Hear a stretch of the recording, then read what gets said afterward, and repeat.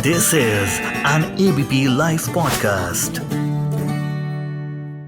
तो hello and welcome to another episode of votecast only on ABP live podcast. अभी हम हैं बिलासपुर में। We are on the road covering Himachal Pradesh elections और रास्ते में हमें ये बोर्ड दिख गया टैक्सी यूनियन। तो मुझे लगा कि चलो बात करते हैं टैक्सी यूनियन वालों से, उनके क्या मांगे रहती हैं, उनका लाइफ कैसा रहता है और उनको क्या चाहिए। तो चलिए आते हैं, बात करते हैं टैक्सी यूनियन वालों से। तो नमस्ते भैया, क्या नाम है आपका? सर मेरा नाम मुनीलाल। मुनीलाल जी। तो मुनीलाल जी बताइए, क्या फील है, क्या मूड है? सर मूड का इलेक्शंस तो आ गए, क्या मूड है? इलेक्शन तो सर हर एक 5 साल में आते हैं, इलेक्शन में मूड का क्या है? तो हर 5 साल मूड चेंज भी होता है, बिल्कुल, कभी हर एक दुखी बार- मूड होता है, कभी खुशी मूड होता है। सर हिमाचल में आज तक कोई गवर्नमेंट रिपीट नहीं कर पाई। इस बार क्या आज लगता तक है? का ये। इस बार तो अगर काम अच्छा किया होगा तो रिपीट करेंगे। आप देख आपको रहे हैं खुद। आपका क्या आपको क्या लगता है कि काम अच्छा हुआ है हिमाचल में? सर ऐसा है ना कि अभी इलेक्शन जब आते हैं तभी ये चीज़ें ज़्यादा डेवलप होती हैं। अभी आप रोड देख रहे हैं, रोड का काम चल रहा है, हर एक चीज़ 5 सालों में इनको किसी चीज़ की याद नहीं है। कोई चीज़ वैसे मैं बेसिकली मैं ड्राइवर हूँ, टैक्सी कैब चलाता हूँ।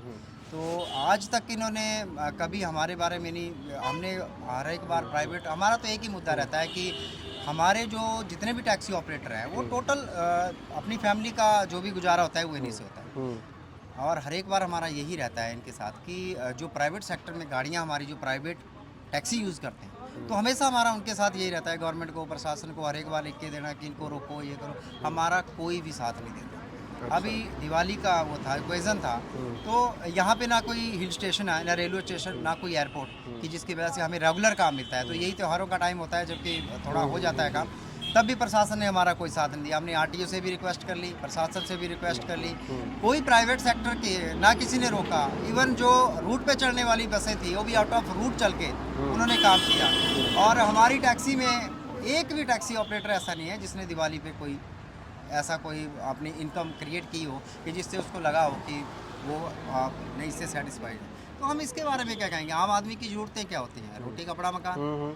अब हमें तो जहाज से कोई नहीं लेना देना, या हमें तो कोई बड़ी योजना से नहीं कोई लेना देना कि इन्होंने ये सिलेक्ट कर दिया आगे बढ़ने के लिए, रोप वे लगा दिया, ये लगा दिया, वो लगा दिया। यार हमारी इनकम के बारे में सोचो ना। जो डेली जो बंदा इंक्रीज़ करता है इनकम, हमारे यहाँ तो वही है कि जो कमाता है वही खाता है। तो वो चीज़ भी नहीं हो पाए तो हमने क्या करना है?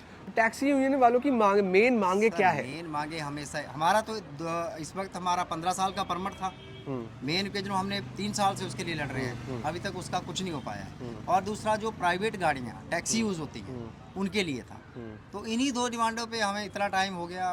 हर एक जगह इनसे हमने रिक्वेस्ट भी कर ली, हर एक एप्लीकेशन दे के भी देख लिया, हर एक चीज़ के लिए देख लिया। हमारे पास तो मतलब कोई अल्टरनेट कोई और नहीं। मुझे एक बात बताइए, हिमाचल जो एक हॉटबेड है टूरिज्म के लिए, जी। यहाँ 365 दिन टूरिस्ट आते ही रहते हैं जी जी। और टैक्सी भी वो लोग अवेल करते ही हैं। नहीं, एक्चुअली में आप ठीक बोल रहे हो, लेकिन अगर आप टोटली हिमाचल को आप अगर टूरिज्म बेस पे देखो तो ये इम्पॉसिबल है। आपको यहाँ क्या लग रहा है कि यहाँ की क्या टूरिज्म है?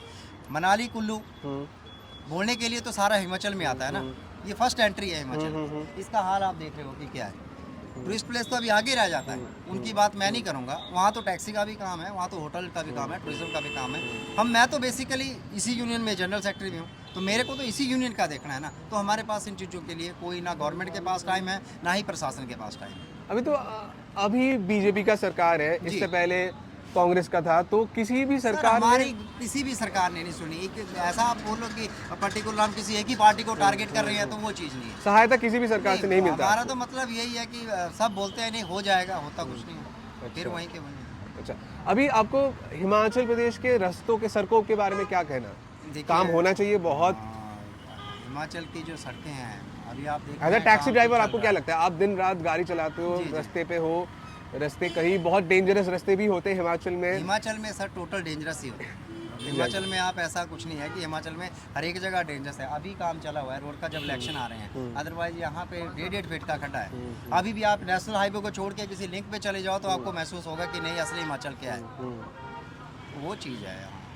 रास्तों पे लाइट्स वगैरह, जो लाइट्स भी बहुत इंपॉर्टेंट होते हैं एक रास्ते के लिए हिमाचल रात के में टाइम लाइट्स का पे, तो जहाँ पे आपको ये ड्राइवर्स हर टाइम गाड़ी चलाते हैं हिमाचल में। यहाँ पे आप यहाँ से आपको नज़र डाल के देखिए, अपना कैमरा ऑन करके, कहीं आपको दिख रहा है कोई ऐसा वो है? यहाँ पे सिर्फ लाइट वहीं पे मिलेगी जहाँ पे कोई चौराहा होगा या कोई मतलब ऐसा होगा कि सिटी टाइप का कुछ है कुछ है। और ये या तो कोई शॉपिंग मॉल होगा, वो भी अपनी पर्सनल लाइट लगा के बैठा है, अदरवाइज ऐसा कुछ नहीं। तो बीजेपी की सरकार को, हिमाचल प्रदेश बीजेपी की सरकार को 10 में से कितना देंगे?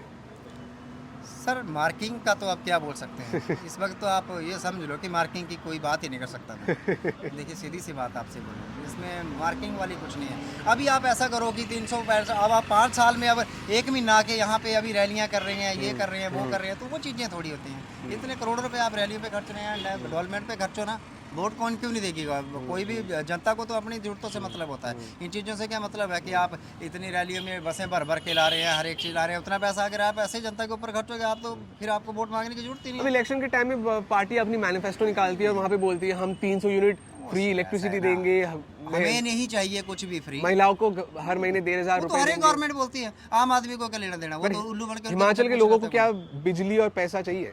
फ्री में बिजली, 1,500 फ्री रुपए। में बिजली और पैसा किसी को नहीं चाहिए होता है। अब अगर गवर्नमेंट कोई दे रही है तो वो भी कुछ सोच समझ के दे रही है। अभी उनको याद क्यों आई जब इलेक्शन आया तभी 300 यूनिट फ्री देंगे, 125 यूनिट फ्री देंगे, आज से पहले क्यों नहीं दिया उन्होंने? अब आप इसकी गारंटी कितने दिन दोगे कि इलेक्शन के बाद कितने दिन ये फ्री दे पाएंगे या नहीं दे पाएंगे? वैसे यहाँ पे बिलासपुर में भाखड़ा डैम लगा हुआ है, अगर बिलासपुर चाहता तो फ्री बिजली बिलासपुर को मिलती, तो हमारा तो राजाओं के टाइम से ही ये चला हुआ है, ये हमें तो वैसे भी कोई नहीं पूछता।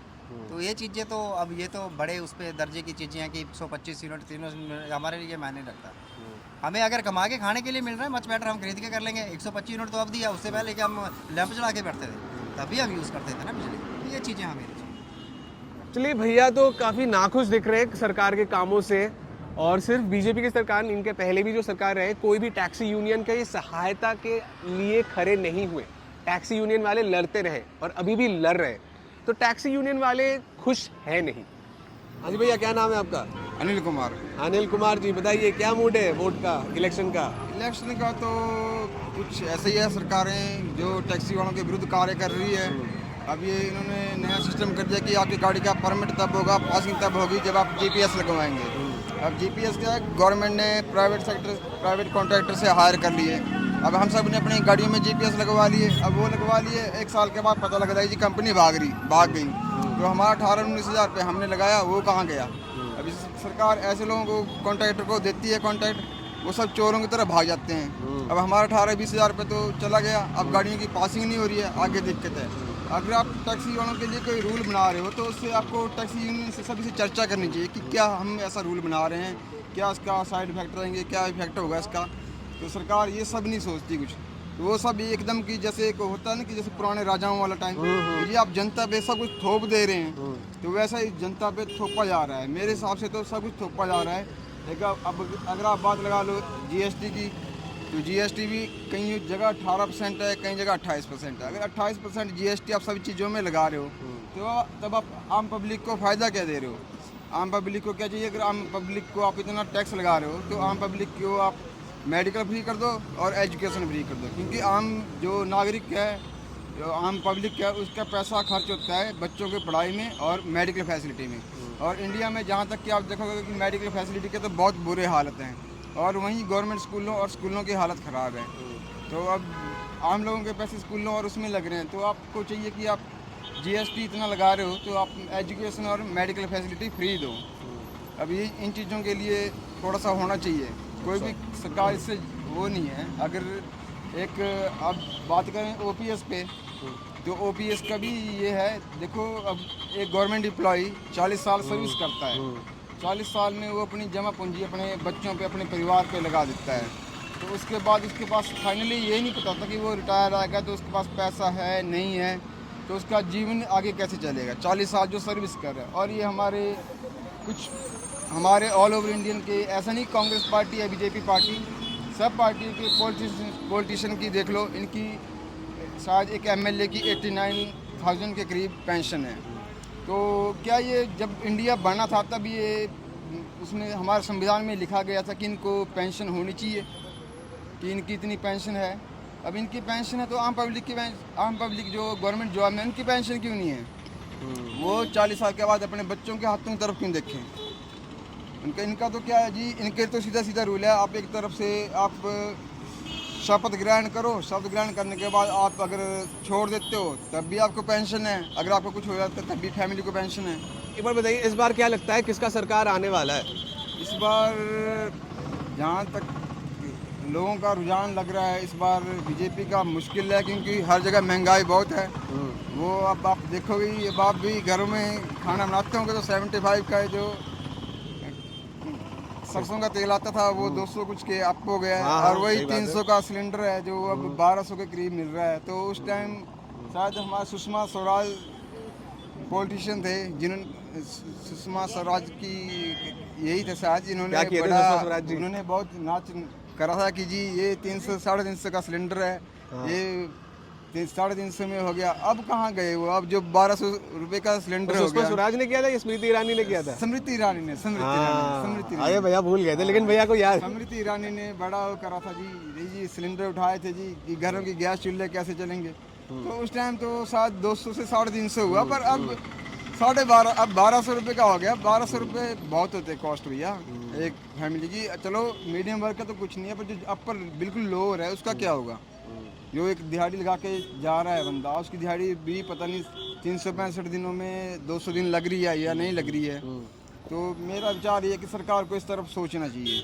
और ये काफ़ी पार्टियां मैनिफेस्टो में बोल रही है कि हम 300 यूनिट फ्री में देंगे, इलेक्ट्रिसिटी देंगे, 1,500 रुपए घर की औरतों को देंगे जो 18 से 60 साल की उम्र में है।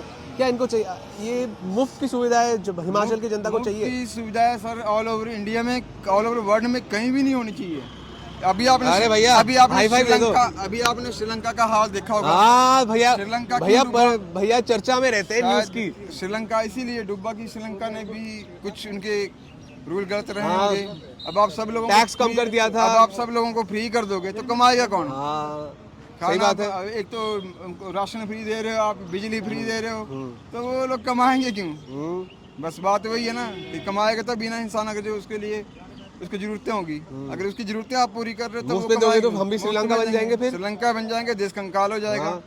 ये तो सब आम आदमी पार्टी का बहुत ही गलत फैसले है, उनको देखे आम आदमी पार्टी का क्या सीन है, क्या लगता है? भैया हिमाचल में तो एक सीट आ जाए वही काफी है, एक भी नहीं आती हिमाचल में बहुत मुश्किल है। हिमाचल में कांग्रेस और बीजेपी के दो गढ़ रहे हैं, वो बारी बारी रूटीन वाइज चेंज होते रहते हैं। अब हिमाचल में आम आदमी पार्टी का कोई कुछ नहीं है। अगर कांग्रेस पावर में आती है हिमाचल में तो क्या लगता है सीएम कौन बनेगा? सीएम तो या मुकेश अग्निहोत्री या फिर रामलाल ठाकुर, आगे पार्टी के विचार हैं, पार्टी किसको करेगी ये रामलाल ठाकुर बन सकते हैं। रामलाल ठाकुर बन सकते हैं, वो दिग्गज नेता हैं, बहुत पुराने नेता हैं कांग्रेस में इस टाइम, तो रामलाल ठाकुर का भी हक बनता है। अब ये देखना, ये तो सरकारें तय करती है कि एक छोटे जैसे डिस्ट्रिक्ट से सीएम लेते हैं या किसी बड़े डिस्ट्रिक्ट को मिलता है। ये तो बड़े डिस्ट्रिक्टों का राज होता है ज़्यादातर। अब ये तो आगे पार्टी के फैसले होते हैं, तो पार्टी ही। नाम क्या बताया आपने भैया? अनिल भैया, अनिल जी को तो अनिल जी चर्चा में रहते हैं, ये बोल रहे हैं कि मुफ्त में भाई कुछ नहीं चाहिए, हमें हिमाचल भारत को श्रीलंका नहीं बनाना है। ये मुफ्त में चीजें बंटने वाली जो आदत है ये तुरंत बंद कर दो, इससे ये बस ध्यान बताने का एक तरीका है और कुछ नहीं। तो भैया अनिल भैया बहुत सही बोले आप, thank you so much. Okay भैया।